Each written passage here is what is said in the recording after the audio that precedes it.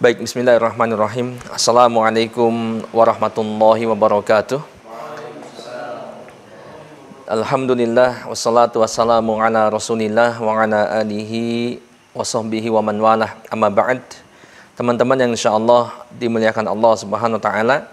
Alhamdulillahirabbil alamin. Bersyukur kepada Allah Subhanahu wa taala di malam hari ini kita kembali berkumpul dalam kegiatan rutin kita Halaqah Usrah Purnama 3 ya. Dan alhamdulillah ini halaqah yang kedua setelah kemarin sempat off beberapa lama ya. Cukup lumayan lama karena PPKM ataupun masa pandemi sehingga kita mengharuskan untuk menghentikan kegiatan kita terlebih dahulu. Insyaallah di kesempatan malam hari ini kita akan kembali membahas buku panduan usrah kita, yaitu buku BISI, Bimbingan Intensif Studi Islam. Seperti ini bukunya ya, di mana buku ini ada beberapa paket yang kita sudah miliki, ada 4 paket ya. Ada fikih 1, kemudian fikih 2, ada akidah 1, akidah 2. Nah, ini insya Allah buku yang ringkas ini sangat bermanfaat untuk kita sebagai panduan kajian halaqah kita. Dan alhamdulillah tadi sudah dibacakan poin-poin dari bab yang akan kita bahas dalam kesempatan kali ini, yaitu tentang mandi wajib ya, tentang apa? Mandi wajib ya. Baik, dari poin-poin yang dibacakan tadi saya akan menambahkan materi ini untuk pengayaan ya, supaya antum lebih luas wawasannya tentang perkara mandi wajib ini atau tentang materi mandi wajib ini, yaitu saya akan bacakan di buku Sahih Fiqih Sunnah. Yang buku ini bukunya sangat masyhur teman-teman ya. Sahih Fiqih Sunnah ini karangan Abu Malik Kamal bin As-Sayyid Salim. Buku ini sangat bagus luar biasa karena di samping mengutarakan perbedaan pendapat di kalangan para ulama, dan ini fikih memang sifatnya begitu ya, banyak pendapat, dan setelah itu pengarang ataupun penyusun buku ini kemudian menyimpulkan mana-mana pendapat yang lebih rajih atau lebih kuat, sehingga itu bisa menjadi pegangan buat kita. Ya, berbeda kalau kita membaca buku fikih akan tetapi tidak disimpulkan, kemudian kita menyimpulkan sendiri. Ya, boleh jadi pendapat yang kita pegang adalah pendapat yang tidak lebih kuat, begitu kan? Nah, apalagi di buku kita memang buku yang sifatnya ringkas ini, sangat ringkas ya. Nah, ini tentunya walaupun ini sangat bermanfaat ya, tetap bermanfaat, tapi kita di level dai ataupun thalabul ilmi tentunya harus lebih semangat lagi untuk menggali lagi. Nah, untuk itu kita akan bersama-sama menyimak beberapa poin dari bab mandi wajib. Ada 3 poin besar ya, yaitu tentang hal-hal yang mewajibkan mandi wajib, tentunya kita harus tahu ini. Yang kedua, kemudian bagaimana tata cara mandi wajib sesuai dengan sunnah Nabi SAW. Baik, kemudian perkara apa saja yang mewajibkan kita mandi? Yang mewajibkan kita mandi wajib, atau bahasa kita sering dikenal dengan mandi junub, begitu kan? Di antaranya adalah yang pertama, keluar mani ya. Ini perkara yang sudah dimaklumi atau sudah diketahui oleh banyak orang, bahwa ketika keluar mani maka dia mandi wajib atau wajib mandi bagi dirinya. Wajib hukumnya mandi untuk orang yang keluar mani, begitu ya. Nah, terlepas keluar maninya itu apakah karena berhubungan badan ya, kemudian karena mimpi, kalau dia mendapatkan ada mani didapatkan di pakaiannya misalkan ya, karena habis bermimpi ya, ataupun yang lainnya misalkan katakanlah onani misalkan, begitu ya, maka tetap dia mewajibkan untuk mandi wajib. Nah, di sini dalilnya adalah surat Al-Maidah ayat yang ke-6. Allah berfirman, a'udzubillahi minasyaitonirrajim, wa in kuntum junuban fatahharu. Dan jika kamu junub maka mandilah ya. Kemudian surat An-Nisa ayat 43, ya ayyuhalladzina amanu la taqrabus salata wa antum sukara hatta ta'lamu ma taqulun wala junuban illa abiri sabilin hatta taktasilu. Hai orang-orang yang beriman, janganlah kamu salat sedang kamu dalam keadaan mabuk, sehingga kamu mengerti apa yang kamu ucapkan. Ya, ini satu sisi. Jangan pula menghampiri masjid sedang kamu dalam keadaan junub, terkecuali sekedar berlalu saja hingga kamu mandi. Baik, di surat An-Nisa ini yang pertama, kita tidak boleh sholat dalam keadaan mabok sampai kita sadar apa yang kita baca dalam sholat kita tahu gitu ya. Kalau kondisi mabok maka kita dilarang untuk sholat ya. Kemudian masuk masjid dalam keadaan junub tidak boleh kecuali hanya lewat. Artinya kalau antum dalam keadaan junub ya, maka tidak boleh berdiam di dalam masjid ya, baik untuk itikaf ataupun untuk hal yang lainnya gitu ya. Kecuali kalau lewat saja maka diperbolehkan. Sehingga kamu mandi ya, artinya kalau junub ini berarti wajib untuk mandi. Kemudian dalil dari hadis yang bahwasanya ketika keluar mani wajib mandi ya. Dari hadis di sini hadis riwayat Muslim dan Abu Dawud. Rasulullah SAW bersabda, "Innamal ma minal ma." Sesungguhnya air itu karena keluarnya air. Maksudnya gimana? Air ya. Air maksudnya di sini adalah air mandi gitu. Sesungguhnya kalau diterjemahkan, sesungguhnya mandi itu karena keluarnya air, yaitu air mani, begitu ya. Air mani. Kemudian dalil yang kedua dari hadis Nabi SAW, "Idza fadakhtal ma faktasil."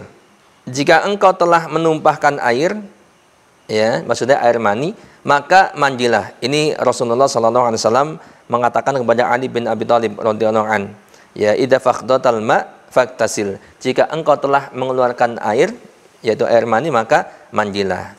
Baik, nah ini perkara yang pertama yang mewajibkan mandi. Maka semua kita insya Allah sudah paham ya bahwa keluarnya mani dia harus mandi. Yang kedua, bertemunya dua jenis kelamin walaupun tanpa keluar mani. Nah ini ya teman-teman yang sudah beristri tentunya ya di sini. Kalau yang belum maka jangan sampai terjadi ini ya, soalnya berarti itu berzina. Bertemunya dua jenis kelamin walaupun tanpa keluar mani. Jadi kalau sudah berhubungan badan suami istri walaupun tidak keluar mani maka tetap wajib hukumnya mandi. Begitu, mandi wajib, gitu kan? Dalilnya apa? Ya. Dalilnya dalam hadis Nabi SAW. Hadis ini diriwayatkan oleh Imam Bukhari, Bukhari dan Muslim. Ya, idza jalasa baina syu'abihal arba' summa jahadaha faqad wajabal ghuslu wa in lam yanzil. Kalau seorang pria, seorang laki-laki telah duduk di antara empat anggota tubuh wanita, ini satu kiasan gitu ya. Kemudian dia menyetubuhinya, menggaulinya, maka dia wajib mandi walaupun tidak mengeluarkan mani, gitu ya. Kalau sudah masuk berarti tetap wajib mandi walaupun tidak keluar mani. Karena Rasulullah SAW pun pernah mengalami hal yang demikian. Ya, sebelumnya ada seorang sahabat atau sahabiah mungkin ya, yang datang kepada Nabi melaporkan keadaan yang seperti itu. Ya, saya berhubungan tapi tidak bergairah. Ya, sehingga berhenti tidak sampai keluar mandi. Apakah mandi wajib? Tetap wajib mandi ya, karena beliau mengatakan kurang lebih karena saya juga pernah mengalami hal demikian dengan istri saya Aisyah radhiyallahu anha. Begitu ya. Jadi yang kedua, bertemunya dua jenis kelamin walaupun tanpa keluar mani. Ini wajib mandi hukumnya. Yang ketiga dan keempat yaitu haid dan nifas ya. Haid dan nifas saya akan bacakan di sini. Keduanya yaitu haid dan nifas adalah sebab wajibnya mandi. Akan tetapi mandi karena suatu sebab itu tidak boleh dilakukan kecuali setelah berakhirnya sebab tersebut. Maka mandi diwajibkan setelah terputusnya haid dan nifas. Jadi haid dan nifas itu adalah perkara yang menyebabkan mandi wajib. Akan tetapi mandinya itu ya hanya bisa dilakukan setelah haid dan nifasnya selesai, gitu ya. Begitu haid ataupun nifas, maka itulah perkara yang menyebabkan dia wajib mandi, gitu. Akan tetapi mandinya dilakukan setelah haid dan nifasnya selesai. Nah, kemudian yang kelima yaitu orang kafir yang masuk Islam.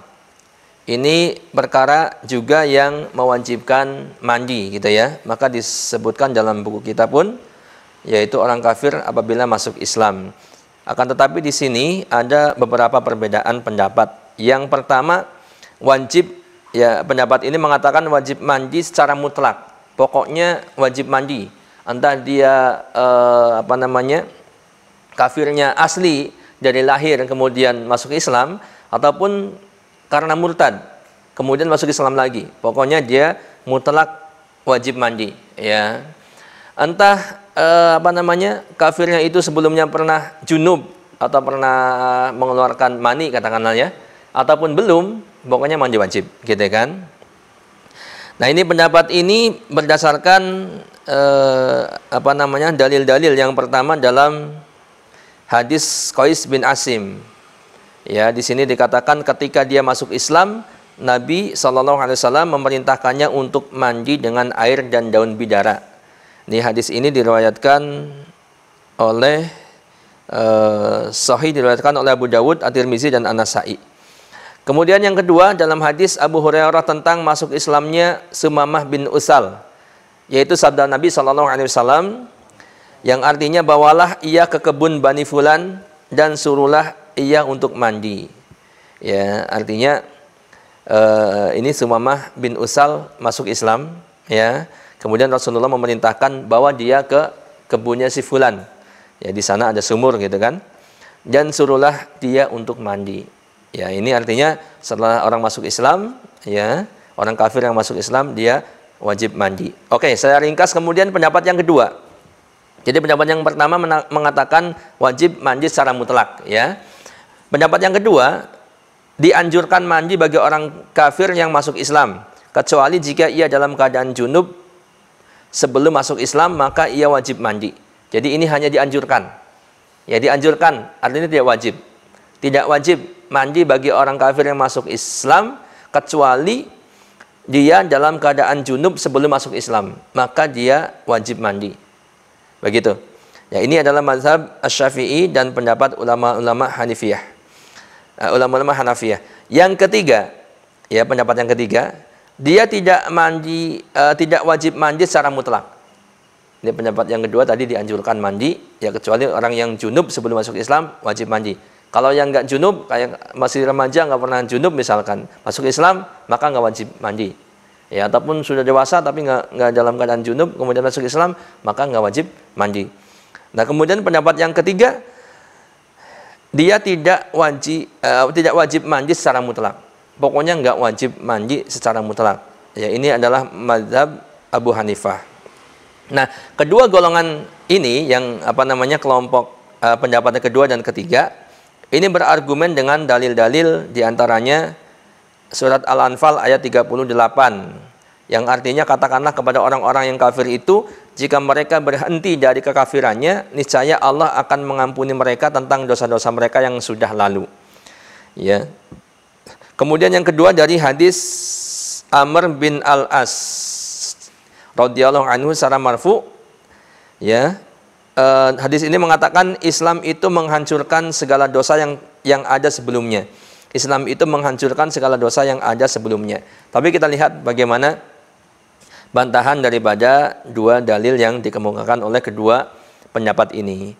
Ya. Pengambilan dalil dari hadis dan ayat di atas itu perlu ditinjau kembali.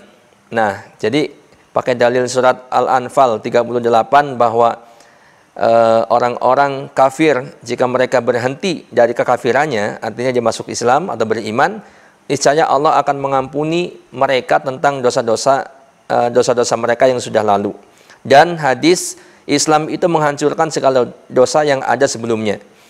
Ya, ini perlu ditinjau kembali sebab yang dimaksud dengan keduanya adalah penghapusan dosa. Jadi maksudnya adalah penghapusan dosa, ya, mengampuni mereka tentang dosa-dosa mereka yang sudah lalu dan menghancurkan segala dosa yang ada sebelumnya. Dalam hadis ini dikatakan, ya, ini maksudnya adalah penghapusan dosa. Ya, mereka telah sepakat bahwa barang siapa masuk Islam namun dia memiliki utang atau qisas, maka hukumannya tidak gugur karena keislamannya. Ya, kalau dosa-dosa yang lalu memang di ini, tapi kalau dia punya hutang, ya, ataupun dia punya kisos gitu kan, hutang kisos, misalkan dia pernah membunuh, maka dia tetap berlaku harus dibunuh gitu, misalkan ya, contoh ini, atau kisos yang lainnya. Dan juga karena kewajiban mandi bukanlah kewajiban yang dibebankan ketika dia masih kafir, tetapi mandi adalah salah satu syarat dari syarat-syarat sahnya sholat dalam Islam. Pun demikian mandi wajib itu ya bukan beban yang dibebankan ketika dia masih kafir, tetapi ketika dia masuk Islam maka dia wajib mandi hukumnya.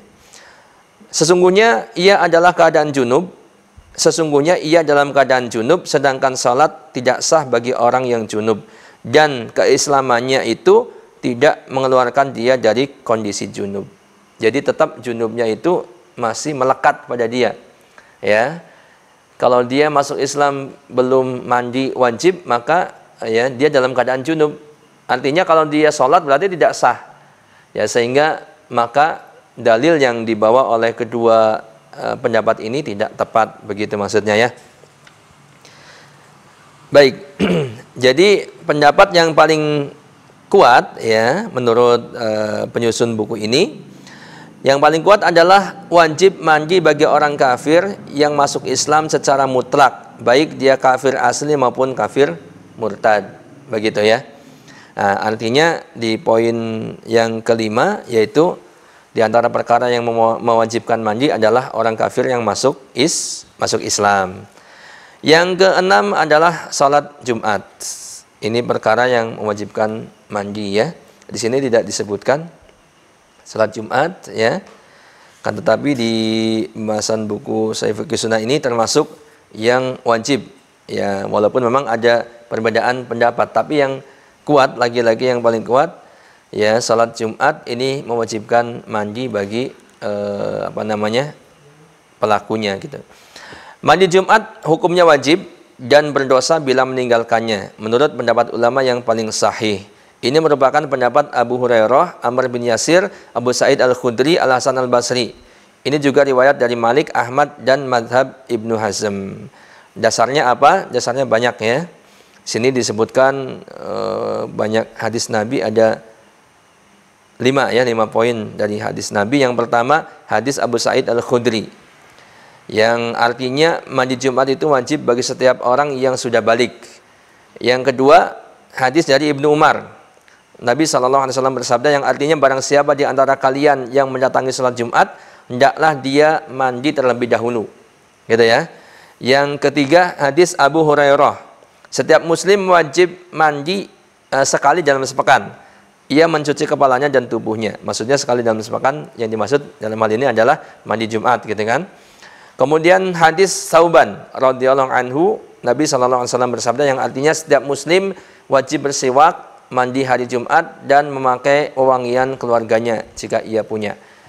Begitu ya, ini dalil-dalil yang disebutkan. Kemudian ada juga hadis dari hadis Hafsah radhiyallahu anha. Ya, setiap orang yang sudah balik wajib menghadiri salat Jumat, dan setiap orang yang menghadiri salat Jumat wajib mandi. Begitu ya. Nah, ini dalil-dalil yang berpendapat bahwa salat Jumat mewajibkan mandi wajib, sehingga ya untuk pendapat yang lain saya tidak sampaikan di dalam kesempatan kali ini supaya lebih ringkas ya. Intinya memang kalau disimpulkan oleh penulis kitab ini bahwa dalil-dalil yang mewajibkan mandi wajib bagi orang yang sholat Jumat tadi ya, ini lebih sahih sanadnya, lebih kuat dalilnya, dan lebih selamat untuk diamalkan. Artinya kalau kita mengamalkan yang wajib ini berarti lebih aman gitu kan, lebih selamat gitu. Ya, kalau misalkan ternyata itu anjuran atau sunnah, kita sudah melaksanakan yang sunnah gitu. Apalagi kalau wajib, berarti kita sudah selamat, tidak meninggalkan yang wajib. Yang ketujuh atau yang terakhir di perkara perkara yang mewajibkan mandi, yaitu kematian. Jadi kematian itu wajib perkara yang menjadikan dia wajib mandi. Akan tetapi bukan berarti terus kemudian mandi sendiri yang mati gitu mayitnya. Ini kewajiban bagi kaum muslimin ya yang ada di sekitarnya, atau yang mau mewakili kaum muslimin yang lain untuk memandikan mayit ataupun jenazah. Nah, ini hukumnya fardu kifayah ya. Tapi mandi bagi si mayit itu wajib, gitu ya. Ini adalah salah satu sebab wajibnya mandi. Tetapi ini bukan kewajiban si mayit, tapi bagi kaum muslimin yang menghadirinya. Yang ini penjelasannya akan disebutkan dalam bab yang lain nanti. Baik, yang selanjutnya kita akan lanjut di bagaimana tata cara mandi wajib yang sempurna, gitu ya. Dan ini penting buat kita teman-teman tentunya ya, supaya kita lebih sempurna ya dalam melaksanakan kewajiban kita, yaitu mandi wajib.